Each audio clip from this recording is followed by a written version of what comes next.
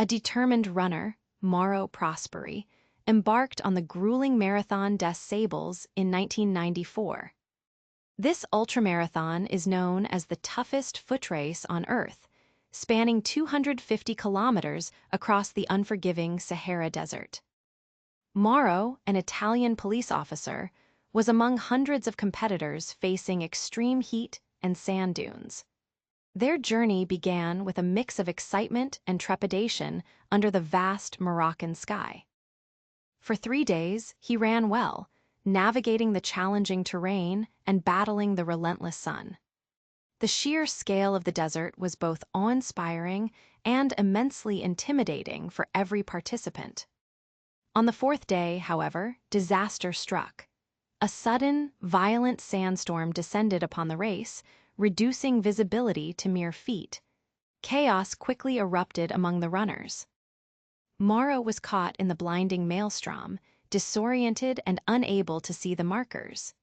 He ran for hours, believing he was following the correct path, but unknowingly veered off course. He decided to press on through the swirling sand, convinced he would eventually reconnect with the main group. His resolve was strong, but the desert held a different fate for him. As the storm eventually subsided, day turned into night. Under the vast, star-filled sky, Mauro realized the chilling truth. He was utterly and completely lost in the immense Sahara. The silence of the desert night was profound, amplifying his isolation and fear.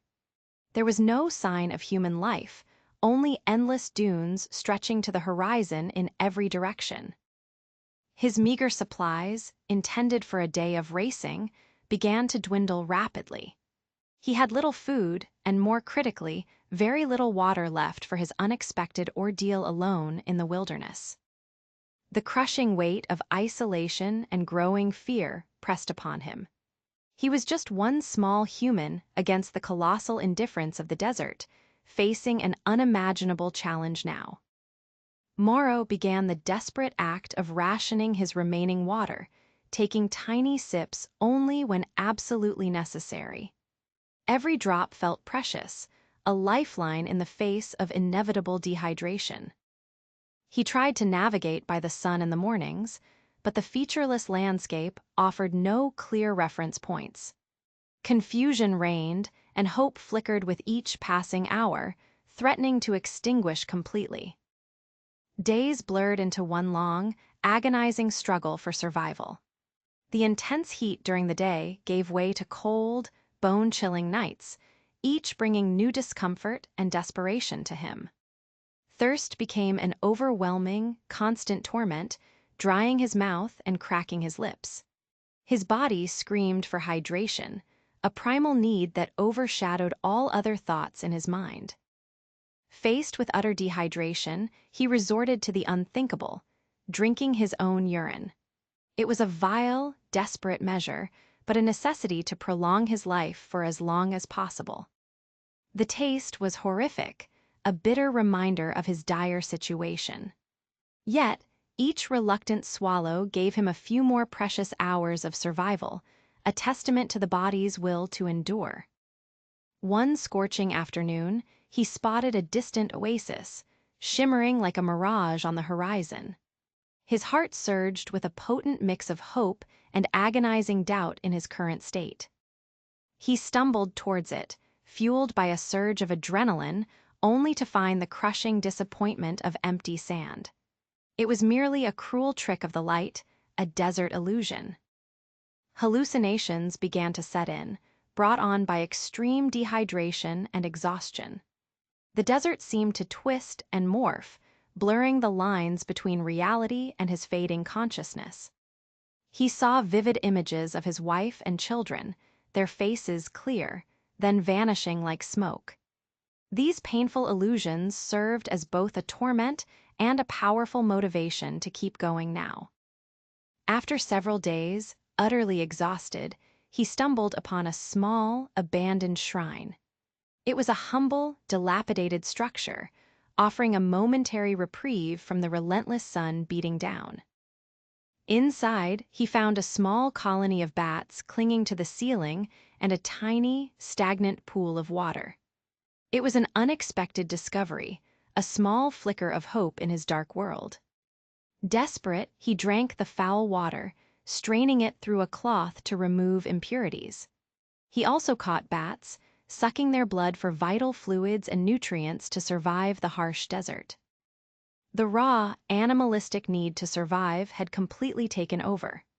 Every instinct screamed for him to find sustenance, to cling to life by any means necessary, pushing past all previous limits.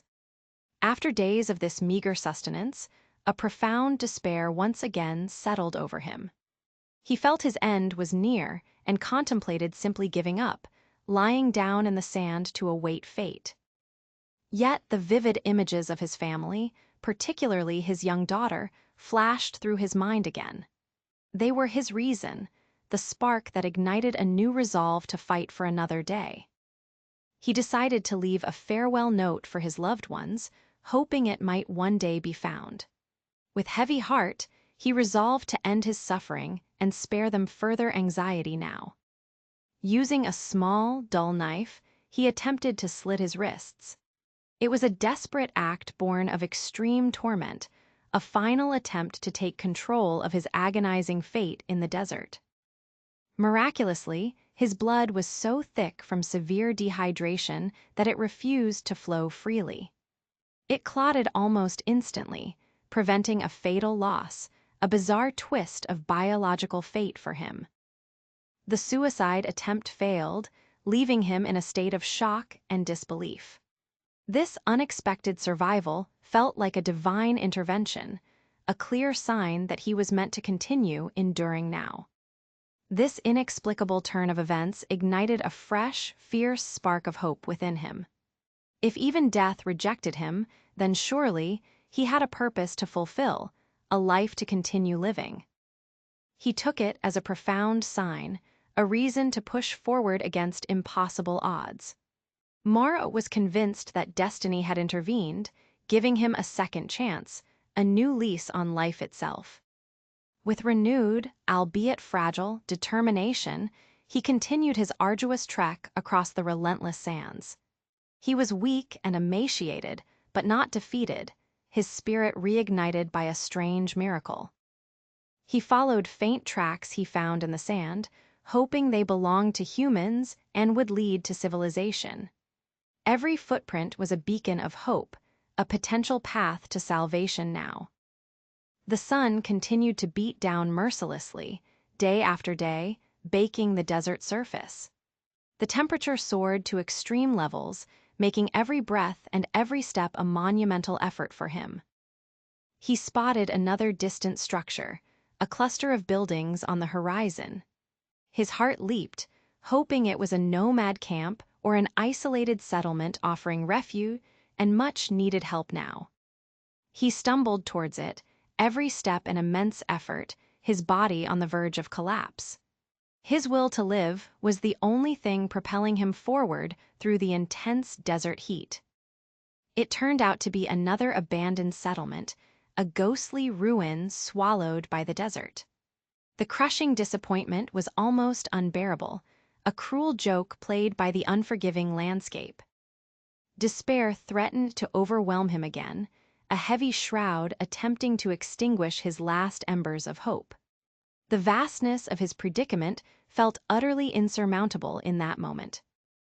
But then he remembered his family's faces and the failed suicide attempt. These powerful thoughts pulled him back from the brink, reminding him of his purpose and strength to keep going. He pressed on, knowing that surrender meant certain death in this harsh environment. His resolve hardened, a gritty determination to survive against all odds for those who awaited him. On the 9th day, a faint glimmer appeared. He spotted a small, local girl herding goats in the distance, a sight that filled him with an almost unbearable surge of adrenaline and hope now. He tried to get their attention, waving weakly, but they were startled by his emaciated appearance.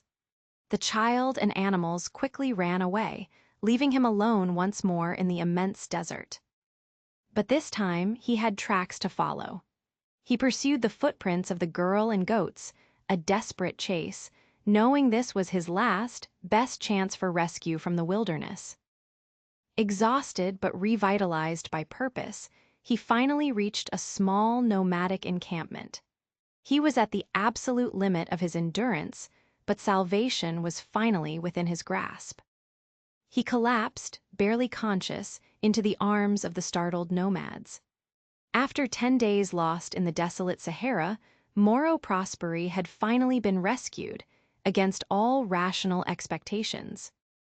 The nomads provided him with water and food, offering immediate life-saving care. Soon after, he was taken to a nearby Algerian military outpost for proper medical attention and care. Mauro later learned he had walked nearly 300 kilometers off course, ending up in Algeria instead of Morocco. His journey had taken him far deeper into the desert than anyone could have imagined. He had lost 30 pounds during his harrowing ordeal, but he was incredibly alive. His body was battered, but his spirit was unbroken, a testament to the human capacity for endurance. Mauro's ordeal reminds us that hope, even in the bleakest moments, can be the most powerful force for survival against all odds, guiding us through the darkest trials of life.